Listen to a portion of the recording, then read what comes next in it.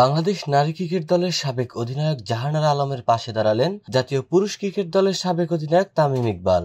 গত বৃহস্পতিবার 6 নভেম্বর জাহানারা আলম নারী দলের সাবেক নির্বাচক মঞ্জুরুল ইসলাম এবং নারী বিভাগের সাবেক ইনচার্জ প্রয়াত তৌহিদ মাহমুদের বিরুদ্ধে যৌন নিপীড়নের অভিযোগ আনেন।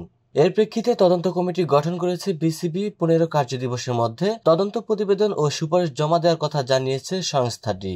গতকাল শুক্রবার দুপুর 2টা 36 মিনিটে নিজের ভেরিফাইড ফেসবুক পেজে তামিম এক দীর্ঘ পোস্ট দেন। পোস্টে তামিম লেখেন, জাহানারা আলম যে অভিযোগগুলো তুলেছেন সবগুলোই গুরুতর এবং সেসব সত্যি হলে তা কোনোভাবেই মেনে নেওয়ার মতো নয়।